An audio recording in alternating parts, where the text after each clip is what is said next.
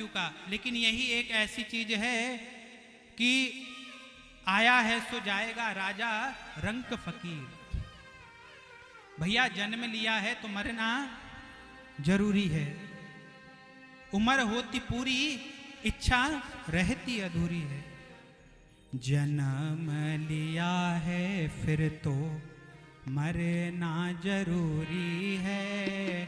आइए भाव से संतों का जो है एक दो लाइनों को पंक्तियों को श्रवण करते हुए जिनमें समस्त सार हैं।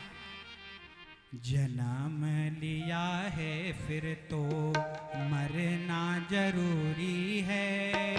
जन्म लिया है फिर तो मरना जरूरी है।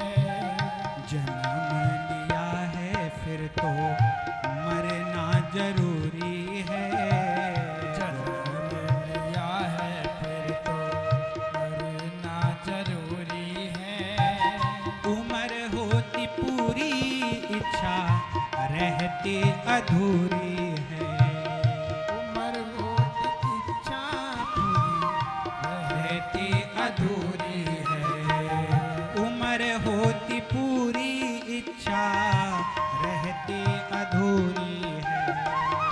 उम्र होती पूरी इच्छा रहती अधूरी है। जन्म लिया है फिर तो मरना जरूरी है ना। जब जन्म लिया है तो जाना तो पड़ेगा। तो काल व्याल मुखग्रास त्रास निर्णास हेतवे श्रीमद् भागवतम शास्त्रम कलौ कीरेण भासितम। तो जो वह काल रूपी व्याल है, जो सर्प है, जो प्रतिक्षण हमें अपना ग्रास बना रहा है, उससे बचने के लिए क्या करना पड़ेगा? उससे बचने के लिए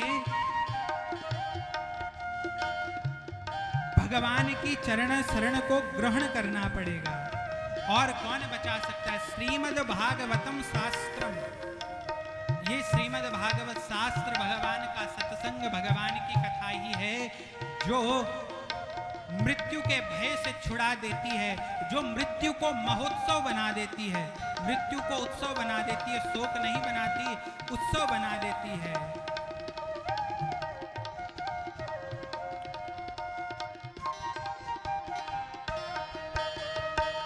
आई घड़ी मौत की तो टाले ना टलेगी।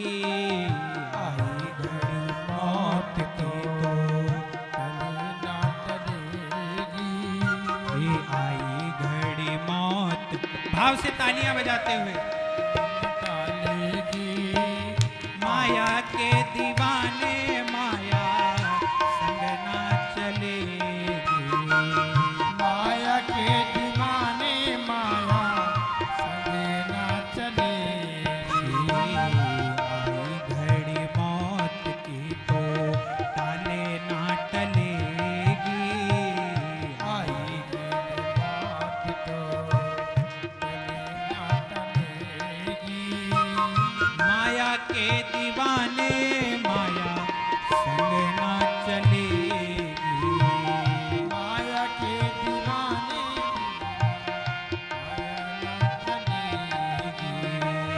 माया के दीवाने माया संग ना चलेगी। माया के दीवाने माया संग ना चलेगी। आई घड़ी मौत की तो टाले ना टलेगी। आई घड़ी मौत तो फिर टाले ना टलेगी। माया के दीवाने माया संग ना चलेगी। माया के दीवाने माया संग ना चलेगी। देखिए, अगर मृत्यु आएगी ना तो टालने से भी टलेगी नहीं, और जो समेट रहे हैं वो भी कुछ काम आने वाला है नहीं। क्या समेट रहे हैं? क्या समेट रहे हैं और कहां से समेट रहे हैं और किस लिए समेट रहे हैं? तो क्या समेट रहे हैं, कहां से समेट रहे हैं, किस लिए समेट रहे हैं, इसका विचार कर लेना चाहिए। कहां से समेट रहे हैं? भागा भागा फिरे बंदा धन के ही ध्यान में, भागा भागा फिरे बंदा धन के ही ध्यान में, दफ्तर दुकान या बाजार या मकान में, दफ्तर दुकान या बाजार या मकान में। कहाँ फिर रहे हैं? भागा भागा दफ्तर दुकान बाजार, यहीं से तो समेट रहे हैं। और समेटने का स्थान कुछ नहीं है। भगवान का नाम बाजार में मिलता नहीं, भगवान बाजार में मिलता नहीं, तो बाजार में क्या है? सामान है, दफ्तर व्यापार, यहाँ से तो धन ऐश्वर्य माया संसार का ही सामान समेट रहे हैं। लेकिन वह समेटते समेटते यह समझ लेना चाहिए, माया में भुलाया माया, माया में भुलाया माया, तुझको छलेगी माया। जय हो, हरि बोल। तुझे को छलेगी, आई घड़ी मौत की तो टाले ना टलेगी, आएगी घड़ी तो टाले ना टलेगी। आई घड़ी मौत की तो टाले ना टलेगी। आए घड़ी मौत तो टले ना टलेगी। हरि बोल।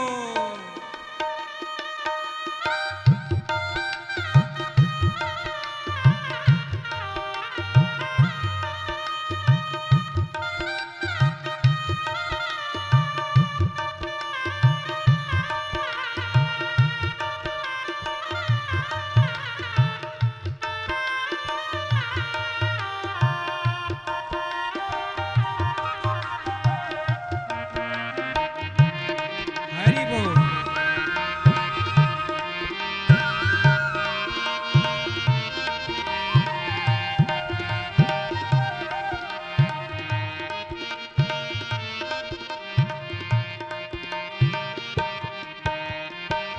और किस में फंसे हुए हैं? फंसे किस किस चीज में? मोह ममता में फंसे हुए हैं।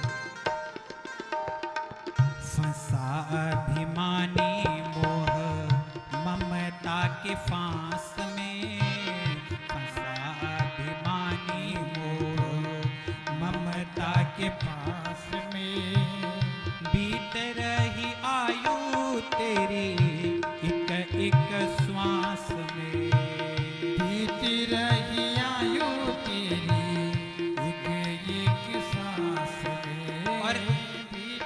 और जब आयु बीतती है, जब निकलने लगती है और जब अंतिम क्षण आता है, तब क्या बड़ी निराशा होती है हृदय में।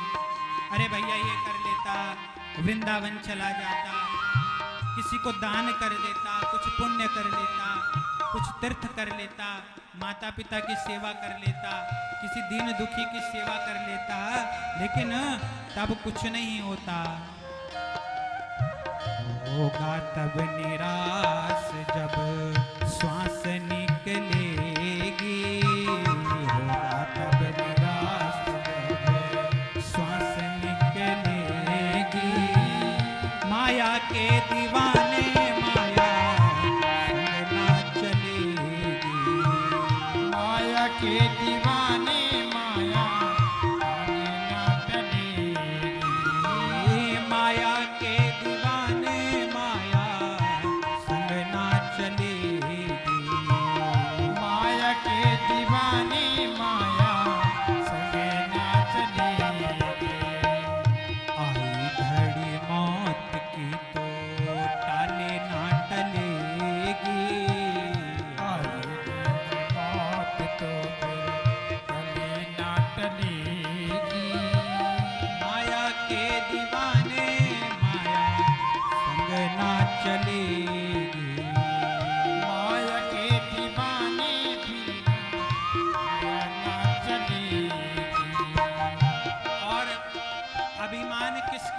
का है मनुष्य को, जीव को है? एक तो जवानी का अभिमान है, बल का अभिमान है? जो जवान है वह सोचता है कि मैं कभी बूढ़ा होऊंगा ही नहीं, मैं तो सदैव ऐसा ही रहूंगा। तो जवानी का बल है वो कब तक रहेगी? धन का, जवानी का, ऐश्वर्य का, मद का, मात्सर्य का। भगवान ने गीता जी में कहा, आसुरी संपद योग 16वें अध्याय में, जो यह ऐश्वर्य का, धन का, संपदा का जो अभिमान करता है वह क्या है? आसुरी योनि। आढ्यो भी जनवान अस्मि कोन्यो अस्ति सदृशो मया यक्षे दास्यामि मोदिस्यो इत्य ज्ञान विमोहिताः। बोले मैं इतना धनवान हूं, ऐसा करूंगा, इतना दान दूंगा, इतना ये करूंगा, इतना वो करूंगा, अपने शत्रु को भी जीत लूंगा। ईश्वरो हम महम भोगी सिद्धो हम बलवान सुखी। अपने शत्रुओं को मारूंगा, उनसे भी जीत लूंगा। तो वह क्या है? वह असुर है। तो यह मत कर मान बंदे धन व जवानी का, मत कर मान बंदे कर जवानी का, पल में विनाशे जैसे बुलबुला पानी का। पल में मिला जैसे बुलबुल जवानी का। और क्या होगा सुनो, जब विनाश पल में जैसे बुलबुला खत्म हो जाता है ना, तो जो एक काया है, इस काया को अपन बहुत सजाते हैं, बढ़िया बढ़िया सुंदर आभूषणों से, सौंदर्य परिधानों से, बढ़िया बढ़िया सुंदर पाउडर, क्रीम और जो जो सौंदर्य परिसाधन है, वह सजाना बुरा नहीं है, वह बुरा नहीं है, अच्छी बात है। लेकिन हम उसमें ही न रह जाएं। सजा तो रहे हैं, लेकिन फिर पता नहीं ये गोरी गोरी काया कहाँ चलेगी। गोरी गोरी काया तेरी चिता पर जलेगी, गोरी गोरी काया तेरी चिता पर जलेगी। माया के दीवाने माया संग ना चलेगी। माया के दीवाने माया संग ना चलेगी। आई घड़ी मौत की तो टाले ना टलेगी। आई घड़ी मौत की तो टाले ना टलेगी। माया के दीवाने माया संग ना चलेगी। माया के दीवाने माया संग ना चलेगी। हरि बोल। भाव से चिंतन करते हुए उस मृत्यु का, वह मृत्यु महोत्सव कैसे बन जाए, मृत्यु का जो भय है वह उत्सव और आनंद कैसे बने, इसका चिंतन करिए। मृत्यु को उत्सव महोत्सव बनाने वाली, आनंद बनाने वाली भगवान की कथा है, भगवान की चरण शरण है, संतों की सन्निधि है। आएगा बुढ़ापा तब सबको सताएगा। आएगा बुढ़ापा तब सबको हरि बोल। भाव से सताएगा। भिक्षु हो या भूपरूप सब कोई जाएगा। भिक्षु हो या भूपरूप सब कोई जाएगा। घड़ी घड़ी काया छीजे, घड़ी घड़ी काया छीजे, उमर ढलेगी। घड़ी घड़ी काया छीजे, उमर ढलेगी। माया के दीवाने माया संग ना चलेगी। माया के दीवाने माया संग ना चलेगी। माया के दीवाने माया संग ना चलेगी। माया के दीवाने माया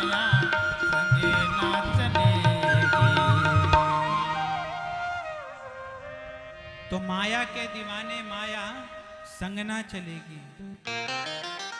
श्रवण किया ना, इसका चिंतन जरूर करना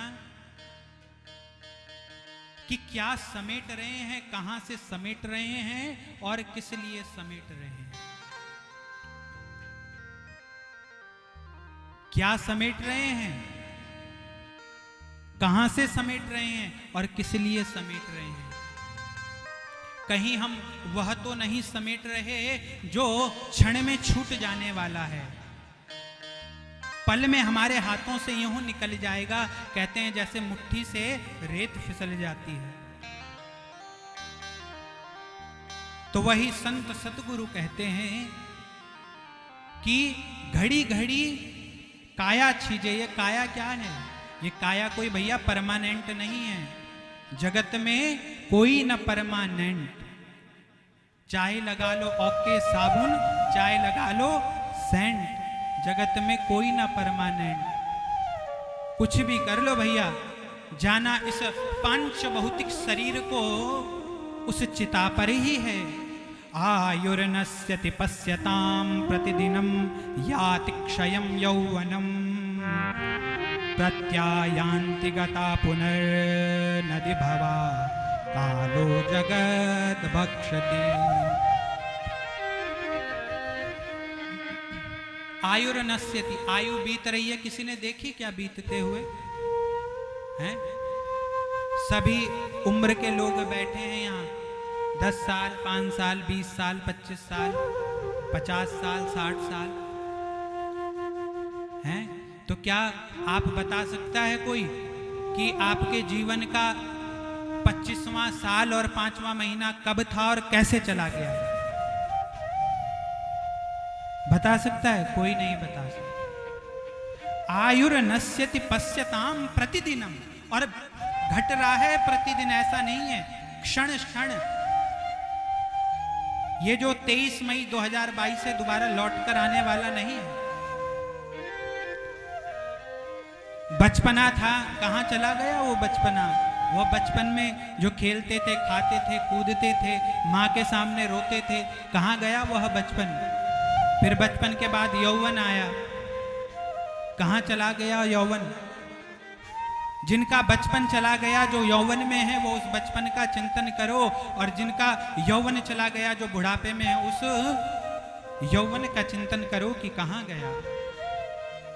तो वह तो जाने वाला है, उसके लिए कोई रोना नहीं है, दुख नहीं करना है, वह तो जाएगा। लेकिन भैया आनंद कैसे आएगा? चिंतन उसका करना है, सोचना उसके लिए। जो जाएगा वो तो जाने वाला है, आने वाला क्या है? आनंद। वही सौनकादि ऋषि पूछते हैं, महाराज वो बताओ जिससे भक्ति बढ़े, जिससे हमारा कल्याण हो, जो पवित्र हो, जो पावन हो, जो कभी नाश होने वाला ना हो, जो सदैव एक सा रहने वाला हो, जिससे सदैव हमारे जीवन में आनंद ही आनंद रहे। तब तो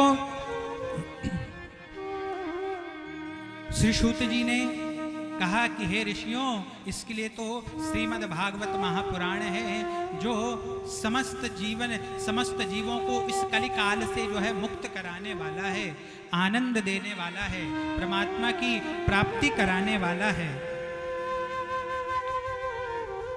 जन्मांतरे भवेत पुण्यम तदा भागवतम लभे।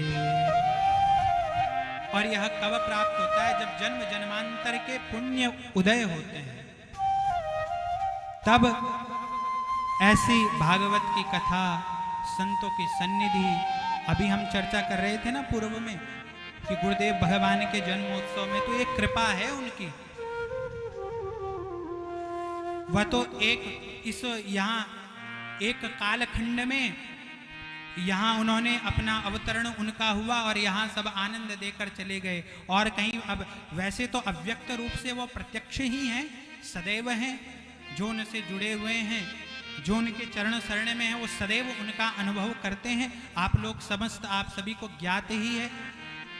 लेकिन यहाँ आनंद देकर और कहीं किसी जगह जो है और आनंद बांट रहे हों, लेकिन वो प्रत्यक्ष रूप से, शरीर रूप से नहीं है। लेकिन तब भी हम क्या है?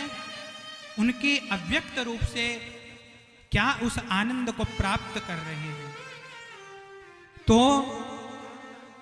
कहते हैं श्री सूत जी कि वह आनंद देने वाली, भक्ति को बढ़ाने वाली, भक्ति ज्ञान विराग, आप तो जो भक्ति ज्ञान वैराग्य को बढ़ाए वह श्रीमद् भागवत है। परीक्षिते कथा वक्तुं सभायां संस्थिते सुके सुधा कुंभं गृहीत्वैव देवास्तत्र समागमन्। श्री शौनकादि ऋषियों ने बोला कि श्री सूत जी, हमने सुना है कि एक बार जो है श्री सुखदेव भगवान श्री परीक्षित जी को जब श्राप लगा तो उन्हें कथा सुनाने के लिए जा रहे थे, तो देवताओं को पता चला, तो देवता जो है याचना करने के लिए आए अमृत कलश लेकर के, और कहा कि महाराज यह अमृत कलश आप जो है परीक्षित को पिला दीजिए और हमको कथा सुना दीजिए। तो बोले क्यों भाई, तुम्हें क्यों सुनानी है? बोले अमृत पीकर जो है उसकी मृत्यु नहीं होगी, वह अमर हो जाएगा। तो कहते हैं श्री सुखदेव जी ने उन्हें डांट कर फटकार कर जो है भगा दिया। क्व सुधा क्व कथा लोके क्व काचः क्व मणिर्महा ब्रह्मरातो विचार्यैवम् तदा देवांजहासः। सुखदेव जी ने कहा, अरे जाओ ठगियाओ, तुम जो है मुझे ठगने के लिए आए हो। स्वकार्य कुशलासुराः हैं, तुम अपना कार्य बनाना जानते हो और मैं तुम्हें कथा सुना भी देता, लेकिन जो तुम बात कर रहे हो ना, ये कोई कथा सुनने की बात नहीं लगती, ये श्रद्धा और विश्वास का विषय नहीं लगता, यह तो व्यापार और सौदे का विषय लगता है। हम किसी को कहें भैया तेरी ये गाड़ी बहुत सुंदर है, तो हमसे यह मणि ले ले या हार ले ले, वह गाड़ी हमें दे दे,